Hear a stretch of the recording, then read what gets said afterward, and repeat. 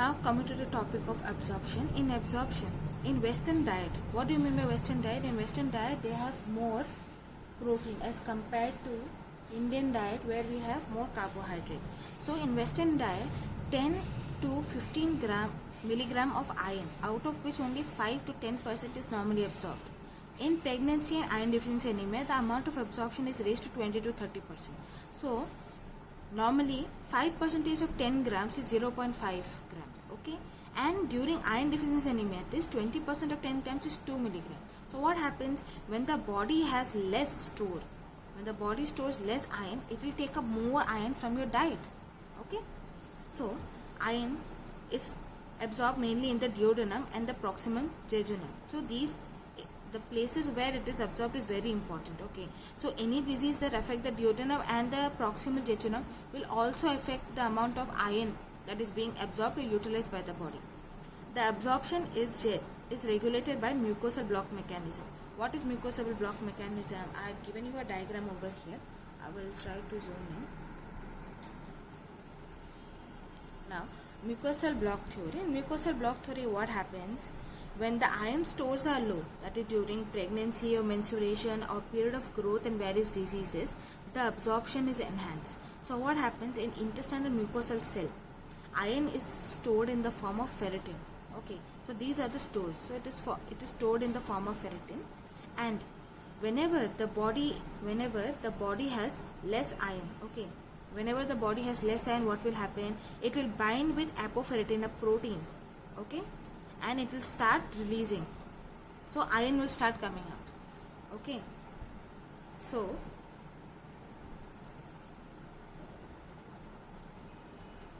what happens is when you have less iron in the body, okay, so from the storage iron will be released. But when the body's iron is more, like the body has more iron, this storage will not be disturbed. This will be there, okay. So if the body does not need iron, it is lost by mucosal cell and is lost when the cell dies off. This will happen only when the body iron is high. So it will not take up the storage iron. So at that time, after almost 6 to 7 months, this iron will also go off. It will go off by the mucosal cell and these cells will die off. Okay, so this is a normal process. So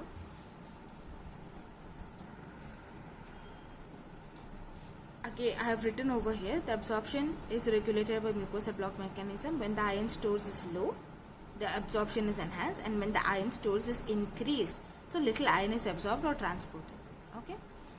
Now I have given why in the iron sources that we take are in two forms. You have a heme form and a non-heme form. What do you mean by heme form? Heme form is mostly animal source, that is fish, meat, chicken, squid. So any animal source of iron is known as heme iron, and non-heme iron is your vegetable source, legumes, lentils. So these are your non-heme sources. So I've given you a difference between non-heme and heme. So in heme iron, what happens? It comes from animal sources. I've given you the example of the animal sources. Now this will contain direct heme protein, okay. Then the absorption rate is very high. Excessive iron can cause health risks. So a lot of iron can also cause health risks. Iron absorption is impaired by antacids, by phytates, phosphates, ethylene diamine, tetraacetic acid, and tannins, that is in tea. So a lot of people ask, how do you take iron tablets? You are supposed to take iron tablets either in empty stomach or after food, okay. But it should not include antacids, means gelusil. It should not include gelusil, or it should not contain milk pancreatic secretions. What are these? These milk, as in milk or any dietary process. Pancreatic secretions means if patient is having any deficiency of pancreatic enzyme, they will take pancreatic secretions. So if you take iron and pancreatic secretion, what will happen? The iron absorption from the tablet or the form that you are taking will be very less, okay. And tannins containing tea. So lot of doctors will tell you not to take lot of tea, because what happens is this tea, when it goes via the stomach, then the duodenum, what it happens, it will reduce the iron absorption. So lot of tea we should not take. Okay, and non-heme iron. Non-heme iron is what we get from plant sources. These occurs in beans, nuts, lentils, green leafy vegetables. These will not contain the direct heme form. This, since it has a direct heme form, the absorption is higher. Here it's not a direct heme form, so the absorption is low. It does not have a lot of health risk because it is absorbed very less. Okay, now absorption of non-heme is enhanced, means increased, by vitamin C. Okay, citric acid, amino acids, sugars, gaseous secretions, and hydrochloric acid. So these are the things that will reduce iron absorption in heme iron, but these factors will increase absorption. Okay, now why in vegetarians, when they say I take so much spinach, why the iron does not increase? Because spinach is rich in iron but has lot of amount of oxalic. So what happens is, because oxalates are more, the bioavailability of iron becomes very less. So that is why only spinach will not help to increase your iron in your non-heme form. Okay. Now we have to differentiate between how the absorption is affected in non-heme and heme form. So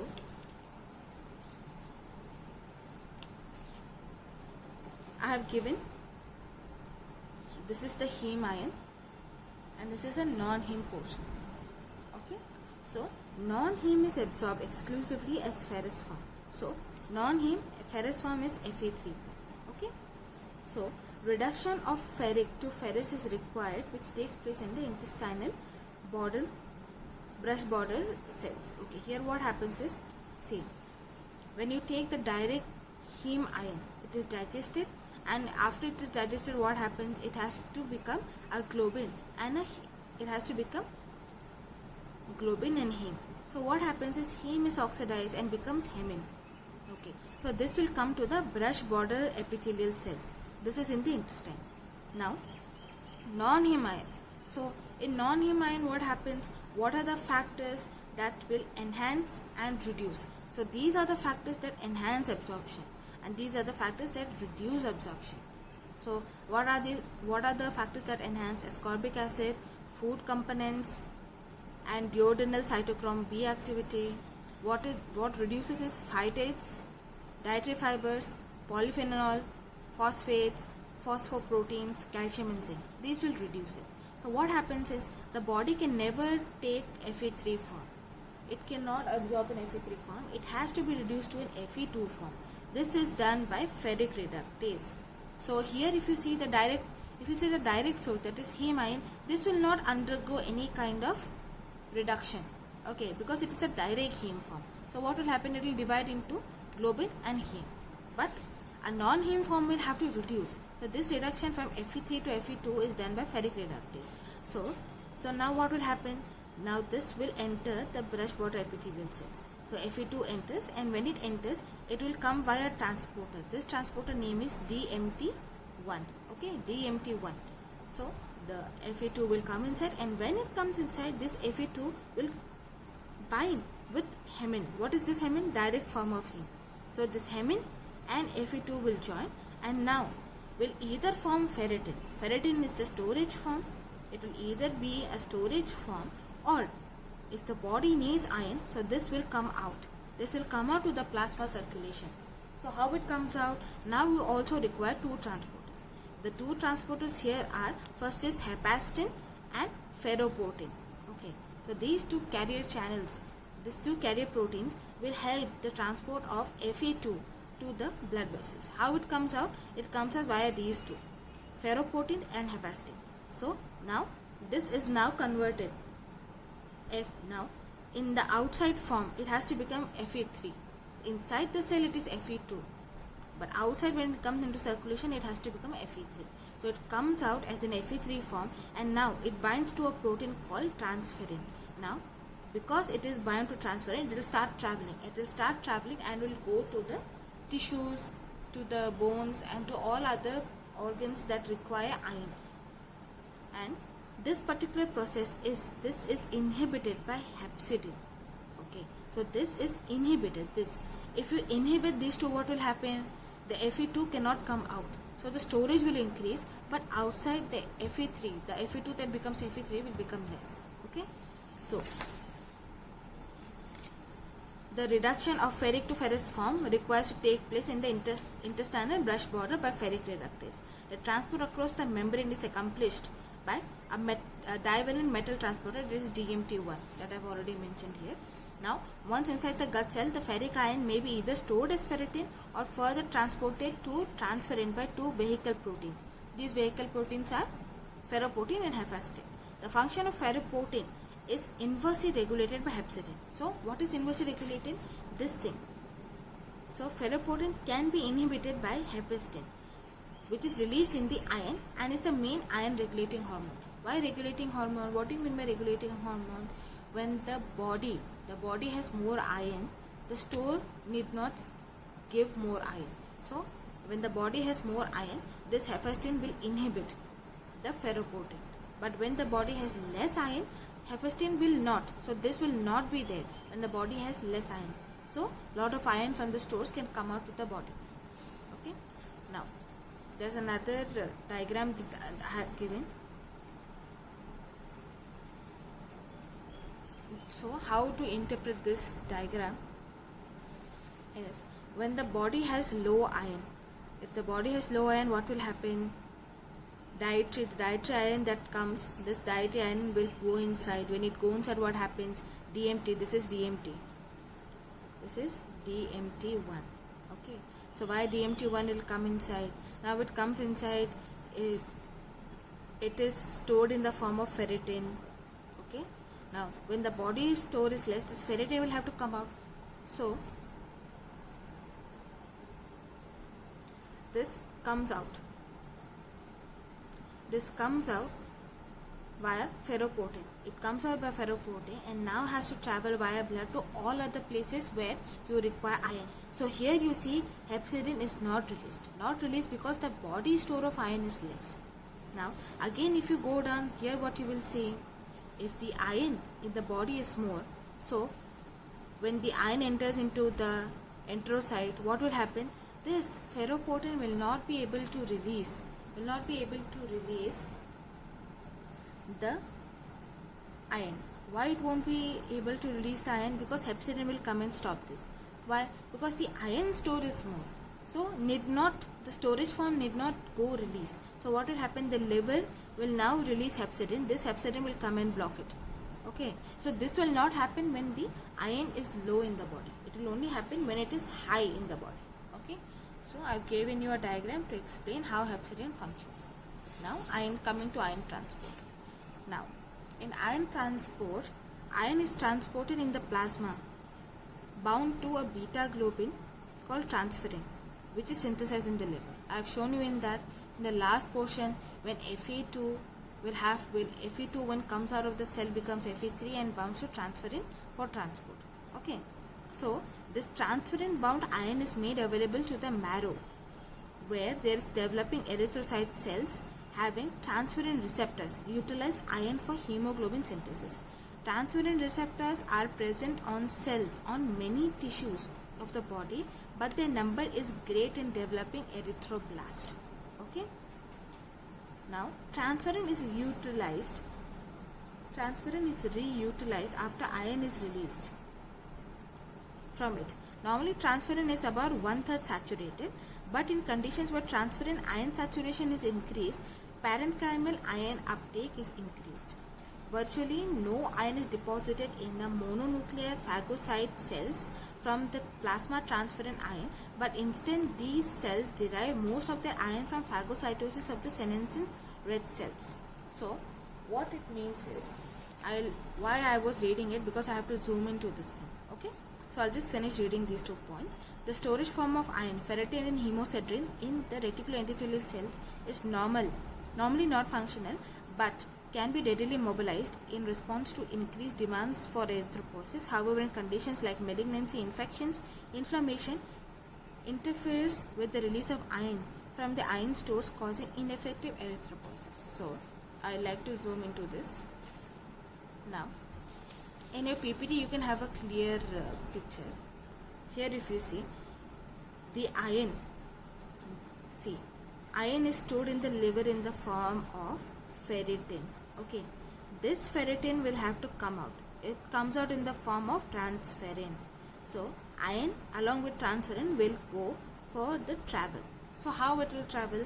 This ferritin that is released will go to the bone marrow. In the bone marrow, it takes part in erythropoiesis. In erythropoiesis, what happens?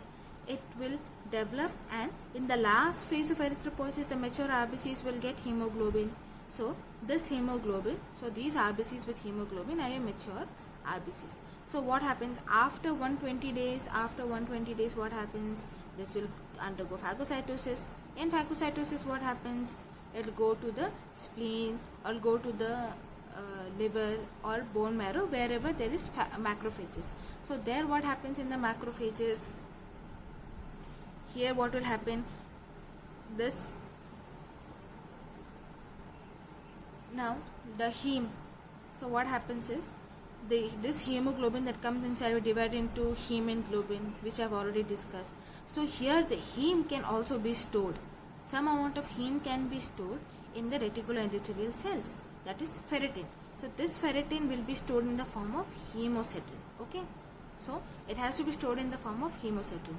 Now some amount of this ferritin will come out. How it will come out? It has to come out along with transferritin. So this transferritin that is released, this transferrin that is released, now can either be lost because of these things. It can be lost as feces, urine, sweat, or as skin desquamation. Okay, but some amount can either go back to the liver. So what happens is the liver, so I like to recap everything. So when you take the iron, once you take the iron has to enter the intestinal cells. When it enters the intestinal cells, I'll draw this for a better understanding. See, in diet, if you take iron, okay, you take iron. Now in Fe3 form, if you take iron, this Fe3 form will have to become Fe2. This Fe2 it becomes because of ferric reductase.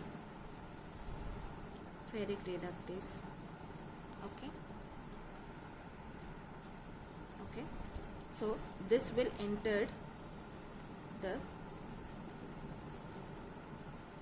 this is what your intestinal brush border sits. Okay, so here Fe2 comes inside.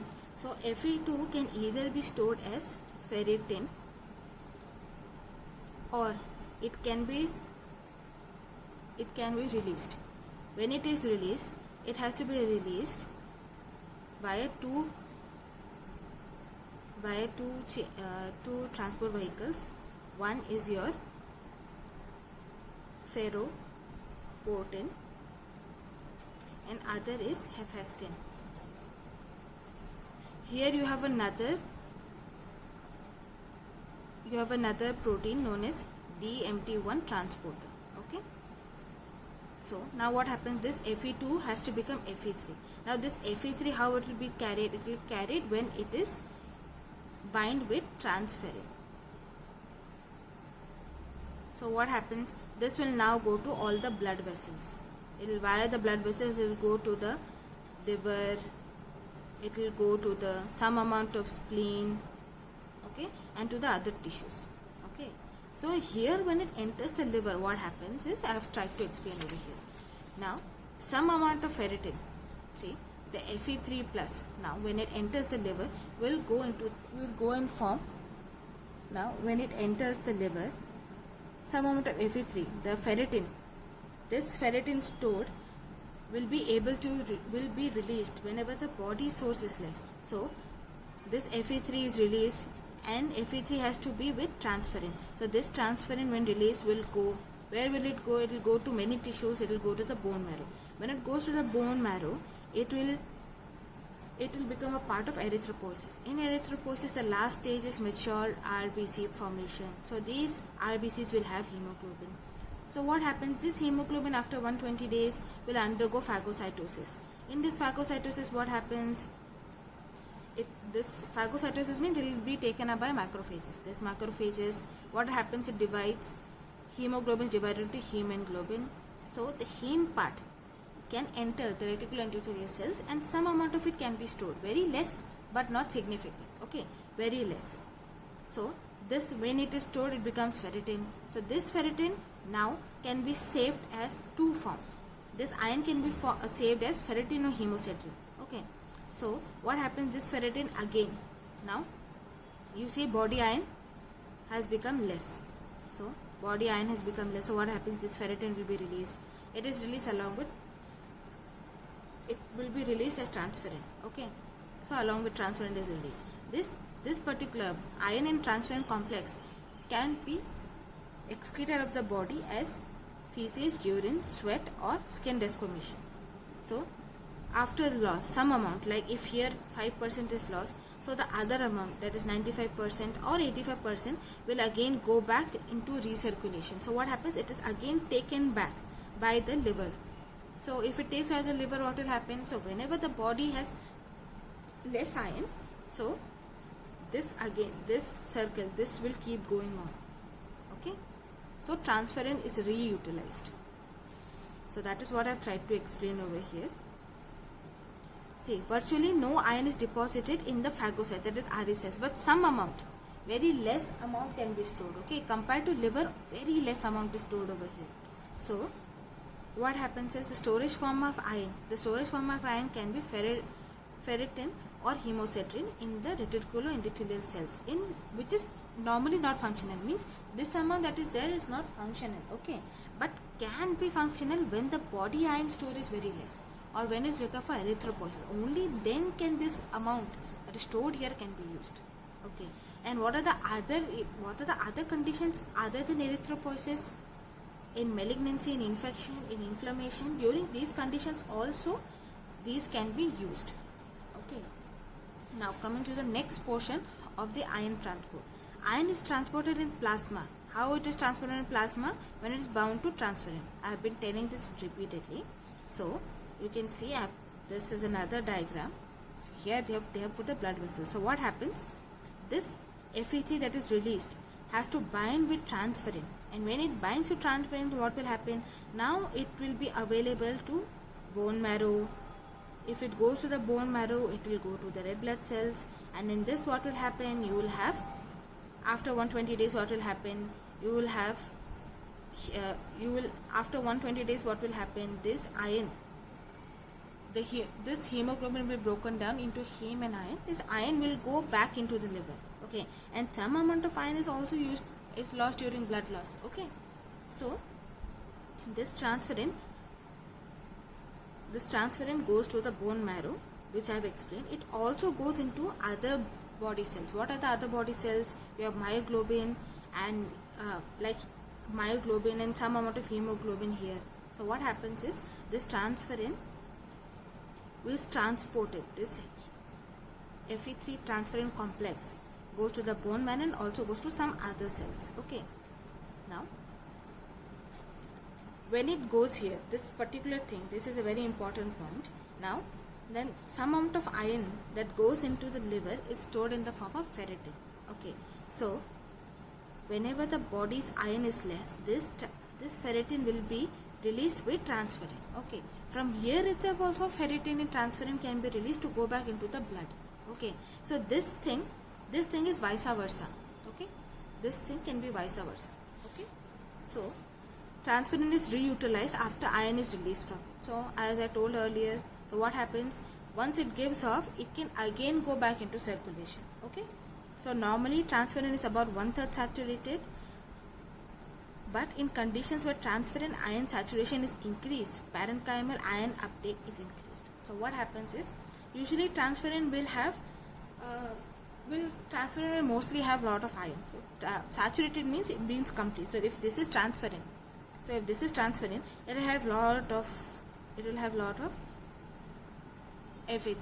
Okay, so this is when you have lots, when it is coming into the plasma. Okay, when from the mucosal blood spotted cell, when it comes to the blood vessel, it is 100% saturated. Okay, in the plasma it is 100% saturated. But when it goes by all this process and comes to the liver, here it can be around 70% to 50% saturated. Okay, this particular process can be, this saturation can be increased when the body has to take a lot of iron. Okay, so this can also increase. So normally transferrin is about 1/3 saturated, but in conditions where transferrin iron saturation is increased, means when it is increased the parenchymal iron uptake, so when it has to go back, this can also increase. Okay, this can also increase. Virtually no iron is deposited in the RE cells, okay, from the plasma transferrin iron, but instead these cells derive most of it after phagocytosis. So what this point is this thing. So after phagocytosis, some amount can be stored in the RE cells, but normally it is not stored. Okay, from here it cannot go to RE cells. Only after phagocytosis it can enter the RE cells. Okay, the storage form of iron is ferritin and hemosiderin, that is in the RE cells, is normally not functional. Okay, so the same point I have put over here, it is normally not functional and will be mobilized only in case of erythropoiesis, the same point that I have mentioned. Okay, so I hope you have understood this thing.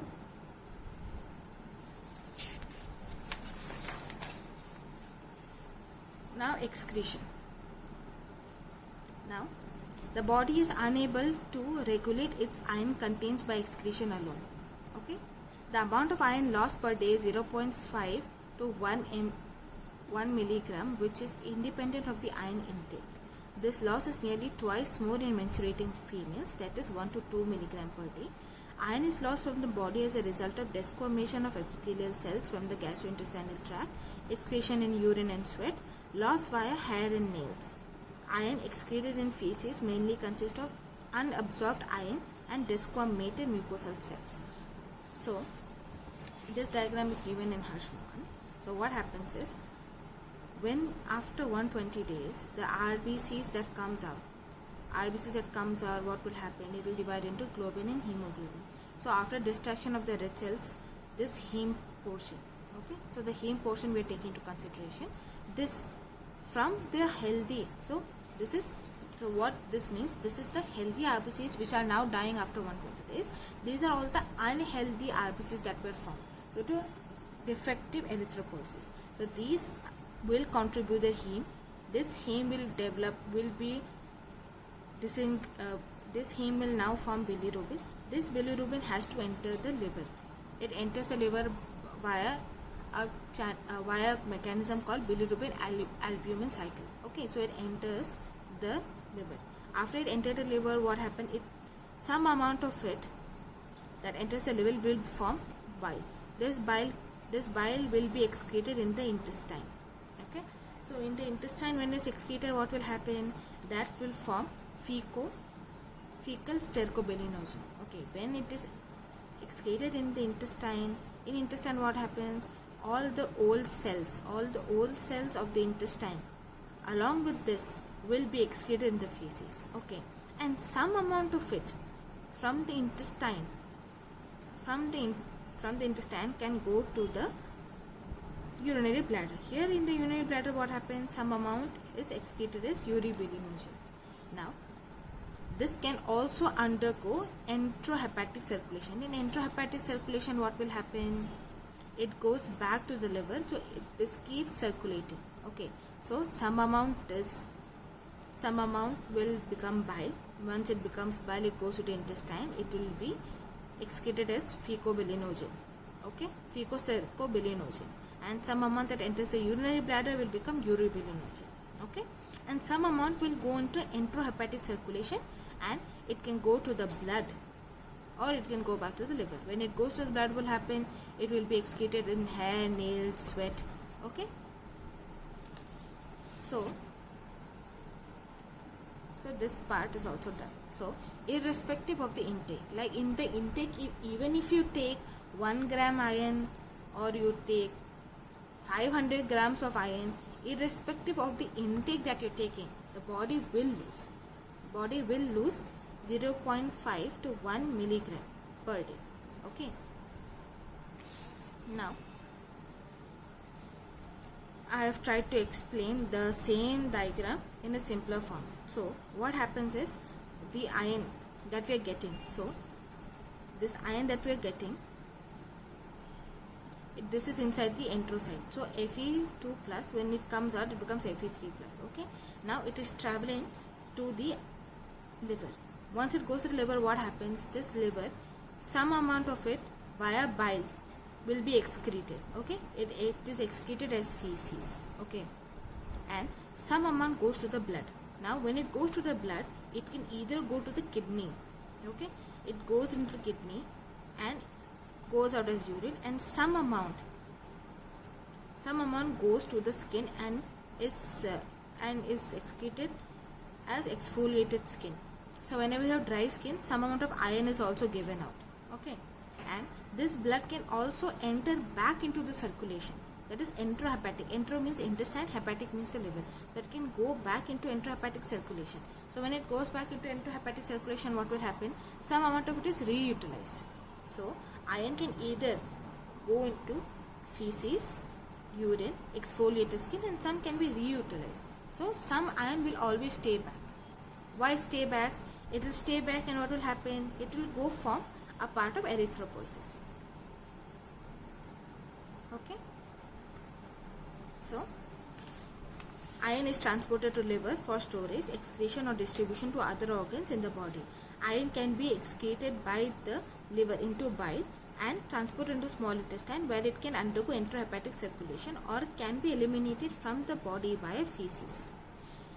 Iron can also be excreted from the body by turnover of epithelial cell lining of the intestine and from minor trauma to intestinal epithelium, leading to blood loss. Okay.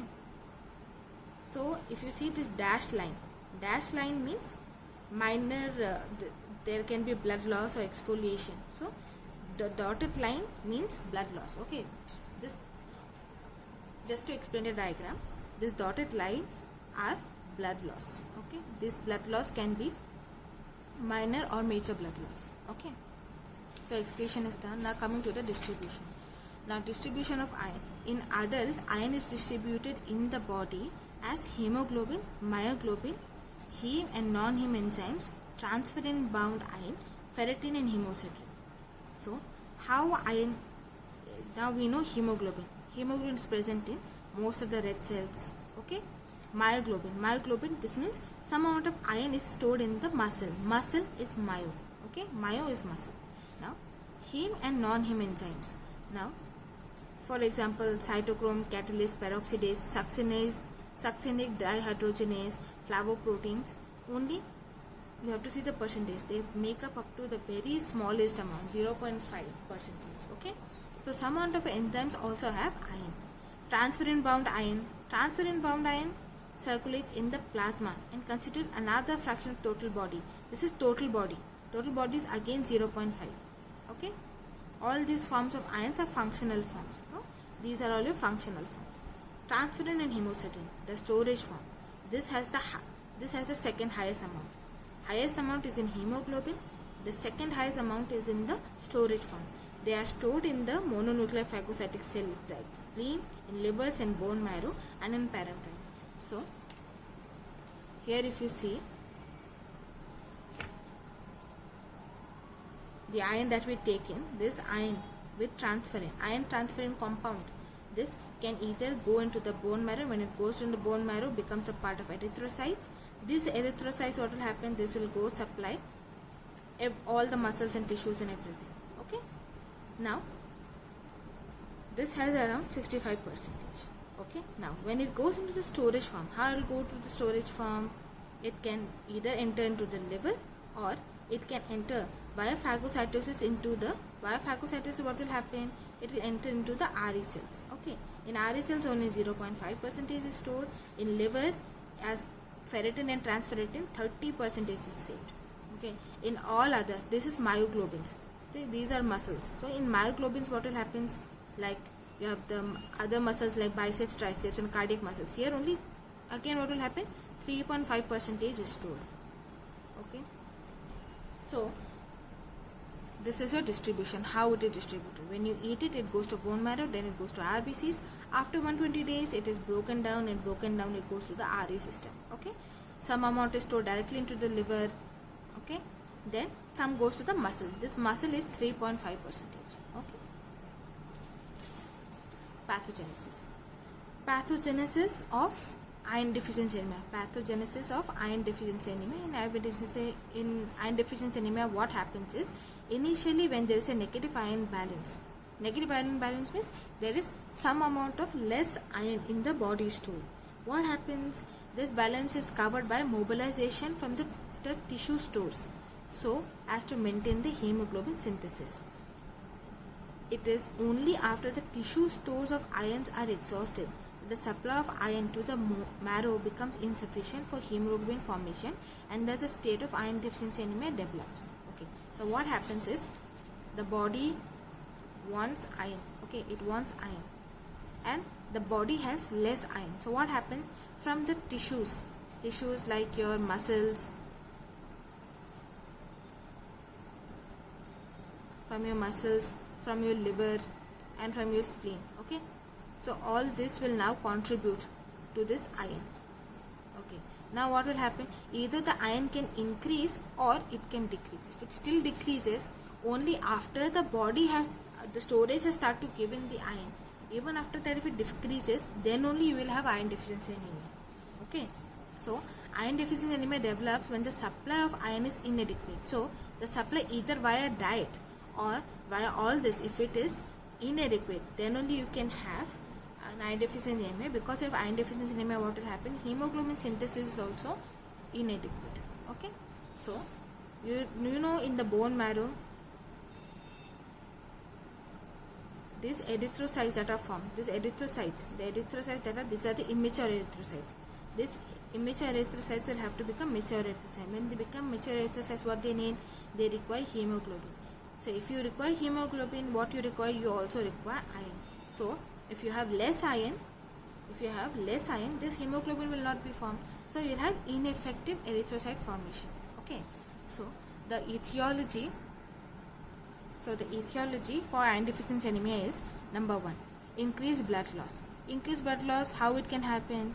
In females, it happens as excessive menstruation. It can be during reproductive years, repeated miscarriages, or onset of menarche. Menarche means when you're about to start your periods. Some females can have very heavy first periods. Okay, postmenopausal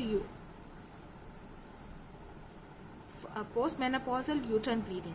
What happens is, when you have menopause means after 45 to 55 years of age, females will stop having periods. Okay, so when they stop having periods, it is normal.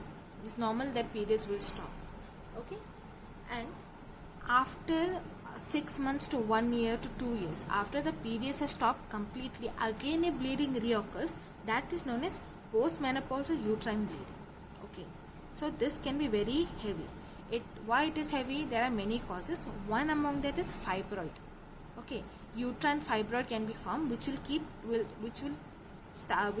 bleeding. That is why also you can have blood loss, and that can lead to iron deficiency anemia.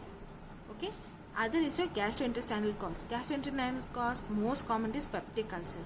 Peptic ulcer, in the stomach lining you have an ulcer. Okay, this will keep growing, and because of its growth, there can be bleeding. Next is your hemorrhoids, hookworm infestation, cancers, esophageal varices, hiatus hernia, chronic aspirin ingestion, ulcerative colitis. Renal tract. In renal tract, you can have hematuria. What is hematuria? When you have blood in your urine. Okay, hemoglobinuria means very complex form of heme is excreted in the urine. Okay. Now, in nose, repeated nose bleeding or epistaxis. In lungs, hemoptysis. Hemoptysis is when you have blood in your sputum or in your bulgum. Okay. Now, increased requirements. Increased requirement. This is when iron requirement will be increases during growth from infants to child to adolescence. for the growth requirements also iron is increased. In prematurity, what is prematurity? When the baby is born before 36 weeks. Okay, so the babies are usually born by 40 to 42 weeks. Okay, so this is when the babies are normally born. But if a baby is born at 36 weeks or less than 36 weeks, then it is known as premature baby. Okay, it is known as premature baby. So iron is more needed for premature babies. It is also required in pregnancy and lactation.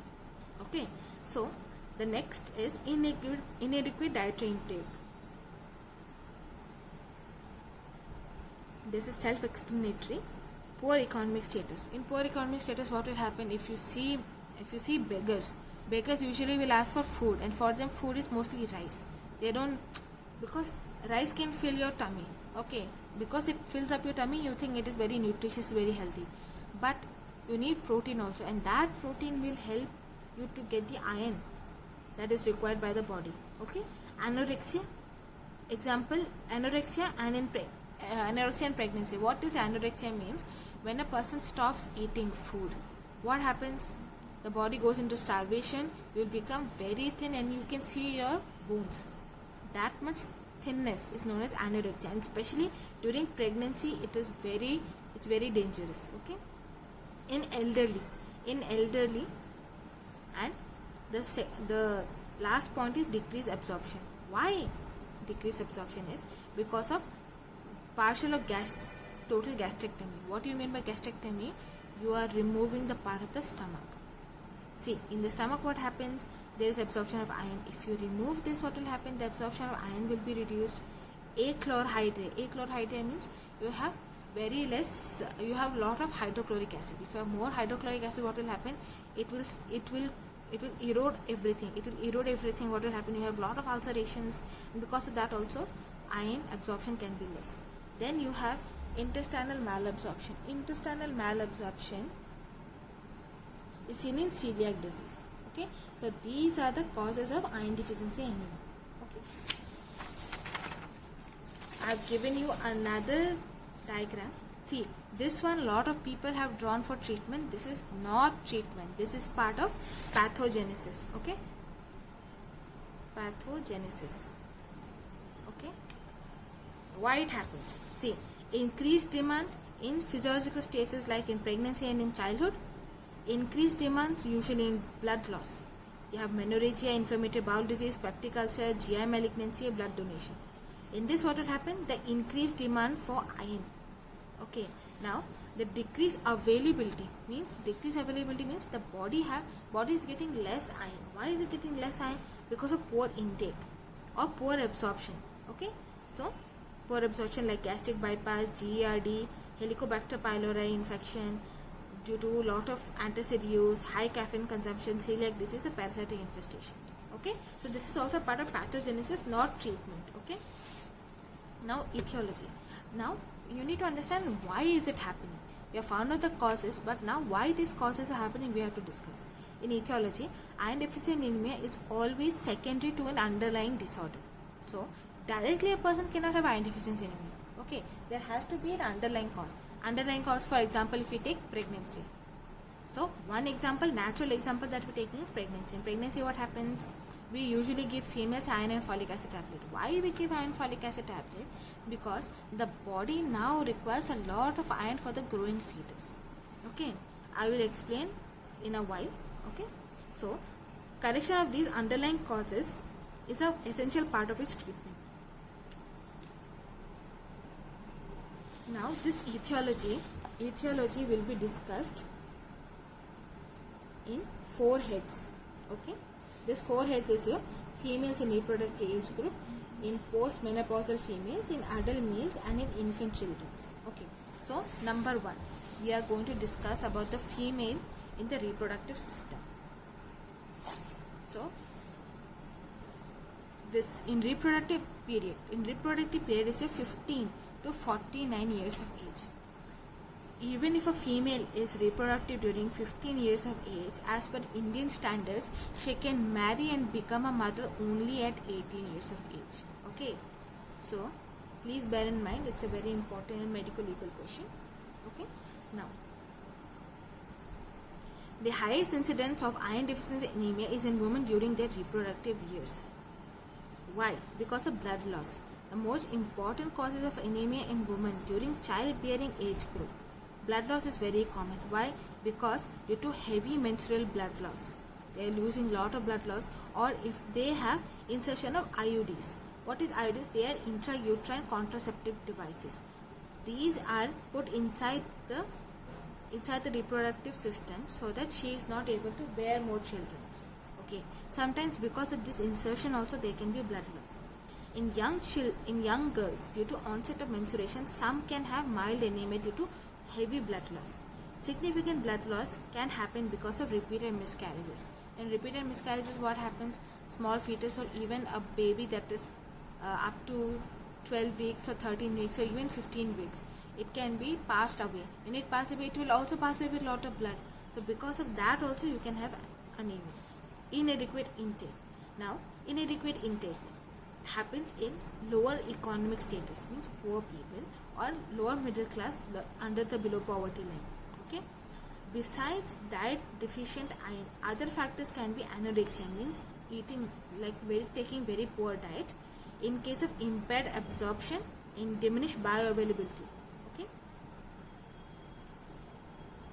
Now, increased requirement during pregnancy and adolescence. The demand for iron is increased. So now you have to see this point. This is a very important point. So during pregnancy 75 milligram is siphoned off from the mother. Okay, so in this what will happen? 400 grams will go to the fetus, the growing fetus. In this, 150 grams will be taken up by the placenta. Okay, and 200 grams is lost during parturition. What is parturition? That is during lactation. Okay. So if a person takes only 750 milligram during pregnancy, everything is taken off. So this is not sufficient. So when you give iron and folic acid tablets, how much we give? We give 1000 milligram per day. Why we give 1000 milligram per day? Because 750 is taken out of it, so 250 will go to the storage form, which is very important for the mother. Okay, so this is very important. This can be an important question in your exams. Okay, now in several pregnancies occurs at short interval, means repeatedly if she is getting pregnant. Like in what we say is, between the first child and the second child you should at least have 2 years of gap. Why you need this 2 years of gap? So that the body can replenish all its iron stores. Now if this gap is less, if it's like 6 months or 1 year, what will happen? The iron stores are not adequate, so she will again have anemia. Okay, now what happens in postmenopausal females, that is 45 to 55 years of age. Here what happens is, the physiological demand for iron decreases after cessation of menstruation. So what happens? If there is no period, so the physiological demand for iron will also decrease. Okay, but iron deficiency anemia can occur in postmenopausal women if there is any chronic blood loss.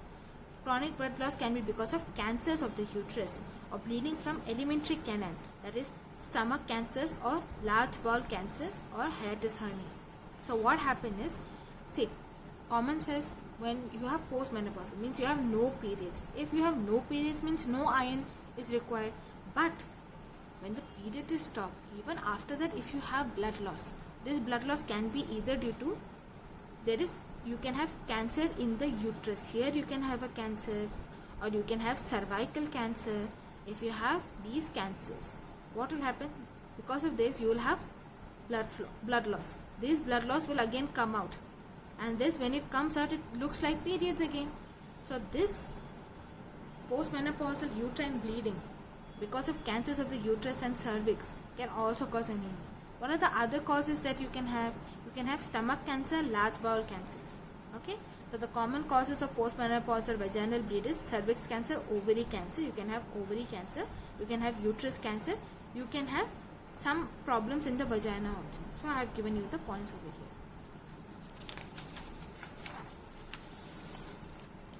Now that was the females that we were talking about. Now we have iron deficiency anemia in males also. Okay, so in males it is very uncommon, but it also happens. It's not like it does not happen, it happens. Now the vast majority of cases of iron deficiency anemia in males is due to chronic blood loss. What are the causes of chronic hemorrhages? Gastrointestinal tract. In gastrointestinal tract you can have gastric ulcers. Okay, you can have hemorrhoids. What is hemorrhoids? When the part of the rectum, okay, the colon of the rectum, when it bulges, if it bulges inside the anus is known as internal hemorrhoid. When it comes outside the anus is known as external hemorrhoids. Okay, so it can occur because of this. There can be a stomach cancer, there can be hookworm infestation, okay, and chronic use of aspirin. If you take a lot of painkillers also, then you can have chronic blood loss. Okay, others you can see urinary tract. In urinary tract what will happen? You can have hematuria. Hematuria means blood in urine. Okay, blood in urine. Nose, repeated nose bleeding. See, epistaxis means nose bleeding, repeated nose bleeding. In lungs you can see hemoptysis. How it looks when someone who has hemoptysis, when they sneeze or when they cough, you can see in the handkerchief you can have blood stains. Okay, now this is a life cycle of a hookworm. Why this is important? How hookworm gets inside your body. See, we are going to start here. Here what happens? You have leaves. These leaves will have larvae of the hookworm. So you eat the leaves, or this leaves scratches you. So when it scratches you, what will happen? This hookworm will enter inside. This hookworm will enter inside and now come to your lungs. When it enters your lung, what will happen? It will enter when it enters the lung, it will enter your blood vessels. When it enters the blood vessels, what happens? Enters the blood vessels and now will try to come up. So how it will come up? When you cough or you sneeze. So this will come up to your throat. When it comes to your throat, you by mistake, if you swallow it, if you take it back inside, swallow, it goes where it goes, stomach, then it goes to intestine, then it goes to the small intestine. Here what will happen? The larvae will start growing. So it will start dividing and start growing. So you have adults. These larvae will now become adults. These adults will now, they'll go into the larvae of the egg stage. Now these eggs are passed in the feces. These eggs, what will do? When it goes to the soil, these eggs will now start growing into larvae form and again go to the leaves. So what happens? It goes to the leaves. Either you can be scratched, like when you're walking bare feet on a grassy field. Sometimes you can have small abrasions.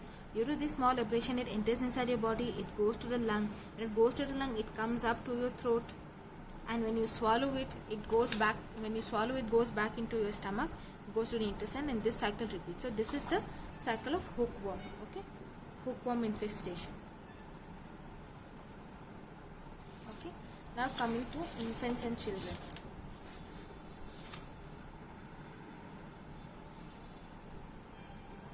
Infants and children. In iron deficiency anemia is fairly common during infancy and growth. Infancy and childhood, especially in the peak age of 1 to 2 years of age. The principal cause of anemia at this age is due to increased demand of iron, which is not met due to inadequate intake of iron. Why? Because when the baby is born, till the from the baby is born up till 6 months, what do we give? We only give is mother's milk. After 6 months to 1 year, what we give? We ask them to give soft diet. In this soft diet, what we give? We give banana, fruits, khichdi, soft rice, soft dal, some fruits. We give this thing. But sometimes most of them will not give non-veg during this particular age group. Okay?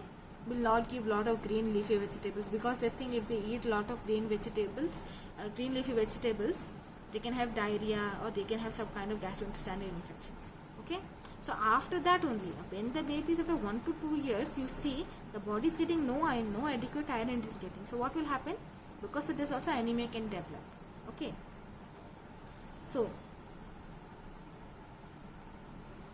full-term infants, especially full-term normal delivery infants, will have sufficient iron stores for the first 4 to 6 months. So in a normal baby, during this period you can have iron stores.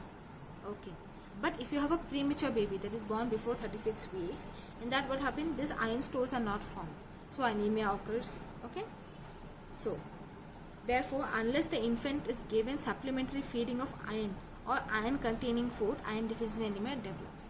So what is iron deficiency anemia in infants? When the body requires iron for its growth and it does not get that iron for its growth, you can have iron deficiency anemia in infants and in children. Okay, now the clinical features. Now when I mention that you have to list the clinical features, you have to mention all these chota points also. Okay, so we are going to differentiate between women. First is women, then men, infants, children and adolescents. In women, during the menstrual period, okay, during 20 to 45 years of age, when they have anemia, they can have weakness, they can have fatigue, they can have dyspnea on exertion. What is dyspnea on exertion means? When they climb stairs or when they walk fast, they have breathlessness. Okay, now in men you see all these symptoms are seen. All these symptoms are seen in women, in men, infancy, childhood and adolescence. So you can have weakness, fatigue, dyspnea on exertion, palpitation. You can have pallor of the skin and mucous membrane. You can have unusual dietary craving, that is pica. What is pica? It is seen mostly in children. They have this tendency of eating non-dietary substance. What is non-dietary substance? Like they will eat paper, they will eat sand, they will eat rocks, they'll eat coins or batteries. This is non-dietary habit. This is known as pica. Okay, and in older patients with this, including all these things, they can also have angina, that is chest pain, and congestive cardiac failure, that is you will have heart failure. Okay, in iron deficiency women, and iron deficient women, what you'll have? You'll have menorrhagia. What is menorrhagia? A lot of blood loss. So these signs and symptoms are seen in older patients also. These are seen in iron deficient women also. So anemia. So we are talking about the clinical features. First one, we are talking about anemia. When anemia occurs, you will see all these things. Okay, so when anemia occurs, you will see in women, in men, in infants and adolescents, the common things that you see in all these people is weakness, fatigue, dyspnea on exertion, palpitation, pallor. You will have this unusual dietary habit that you see. It's only in some, not in all. Okay, some will have these things. And in older patient, including this, you will have angina and congestive cardiac failure. In iron deficiency women, including this, you will also have menorrhagia. Okay, now epithelial tissue changes. Epithelial tissue changes, what you will see is, you will see changes in the shape of the nails. You have chylonychia. Chylonychia means, if you see a nail, this is the nail bed, you usually see a curve like this. If I put my nail over here, if I just twist it this way, you can see this shape, right? The shape that you see in chylonychia, you won't see this. You will see this is the nail bed. You will see a nail like this. See, this spoon shaped nail of chylonychia is seen in anemia. You can see glossitis. Glossitis means what? If you see a normal tongue, in normal tongue you can see this white spots, this breaking up, these kind of crevices you can see. But in glossy tongue, what you'll see? Very shiny tongue, no white spots you'll see, no breaking up like this you will see. It's very glossy and it's beef red in color. So it's very red. Okay, it can be beefy red in color or it can be very pale. It depends on what kind of anemia you are seeing. Okay, ankylostomatitis means you can have some kind of reddish discoloration and irritation in the angles of the mouth. Okay, and in esophagus you can have dysphagia. Dysphagia means difficulty in swallowing. Okay, there can also be something called the membranous webs. This is seen in condition called Plummer-Vinson syndrome. Here what happens is, when you see a normal esophagus, if you see, it is a hollow, it's a round hollow. Okay, so this is a normal esophagus. When you look via camera, endoscope, when you see a round hollow, plain hollow, nothing is there. But in Plummer-Vinson syndrome, what happens is, when you see this, you will have like this small amount of skin will be there, which will reduce the space. Here you can see such a big space they have. Here the space will be reduced because there is a membranous web. This is seen in your Plummer-Vinson syndrome. Okay. Then coming to your laboratory findings. In laboratory findings, we have to see that anemia develops in 3 stages. First is depletion of the storage iron. Second is iron deficient erythropoiesis, and final stage is frank iron deficiency. In these 3 stages, whenever you do a test for anemia, you will get different values. Okay, so why these stages are important? See, firstly, when there is depletion of iron storage, the iron reserve is lost without compromise of iron supplied for erythropoiesis. So what will happen? Here, the body can have less hemoglobin, but the bone marrow will have normal hemoglobin. The body can have less hemoglobin, but the bone marrow will have normal hemoglobin. Okay, so the next stage, iron deficient erythropoiesis. Now what will happen? The body is also having less hemoglobin, the bone marrow will also have less hemoglobin. So what will happen? The red cells that are forming will also have less hemoglobin. Okay, now final stage is development of frank iron deficiency anemia. Means now the body which previously had hemoglobin, less hemoglobin, the new blood cells that are also forming will have less hemoglobin. So throughout, that is frank iron deficiency anemia, means complete iron deficiency anemia is happening. Okay, now blood picture. Blood picture is very important, because if someone comes to the pharmacy and shows you only a blood picture, sometimes pathologists will also give a picture of the slide. Okay, and then you have to see from this and identify what kind of anemia he have, what if he loses the written report. In that case, you will have to know the blood picture. Now in the blood picture, I will try to zoom this little bit. In PPT it will be normal, the font is normal, but since I've printed and I don't have that much paper, I have to print multiple slides on a page, so that's why it looks small. Okay, so the blood picture, in blood picture it is usually mild to moderate, but occasionally it can be marked. When it is marked, when the hemoglobin is less than 6 gram per deciliter due to persistent or severe blood loss. What are the features that you find in hemoglobin? First is the fall in hemoglobin level. The fall in hemoglobin level can be variable. For example, as I had spoken here, fall in hemoglobin, when you have iron storage is there, when the iron storage is almost about to be depleted, but the bone marrow has effective hemoglobin, then the hemoglobin can be normal, or it can be 1 or 2 points less. Okay, but in frank iron deficiency anemia, what will happen? It will come down. It can become 8. It can become 8, 7, or even 6 hemoglobin. Okay, so the hemoglobin will fall in hemoglobin will be up to a variable degree. Okay, so red cell, what will happen? In red cells, if you see, you will find hypochromic. And microcytic. Hypochromic means, what is hypochromia? You will have, see, if you see here, this is a normal RBC cell, but if you see a microcytic what will have? Will have less color. So less color means hypochromia. Okay, less color. And you can see microcytic. Normal RBC is this size. Okay, but you see this is smaller. So small size means microcytic. So you will have hypochromic and microcytic. So hypochromia means due to poor filling of the red cells with hemoglobin. So what will happen? Because there is less hemoglobin, the central pairer will increase. Okay. And in some severe cases, in the severe cases, you can only see the thin rim of pink staining. Means only this red line you will be able to see. Entire thing will be white in color. Okay. Anisocytosis and poikilocytosis. What are these two? These are irregularly shaped cells. I have discussed in the previous PPT, in the previous presentations. You can go back and check what is anisocytosis and poikilocytosis. You can see some target cells, elliptical form cells. These kind of cells you'll see only when the erythropoiesis is defective.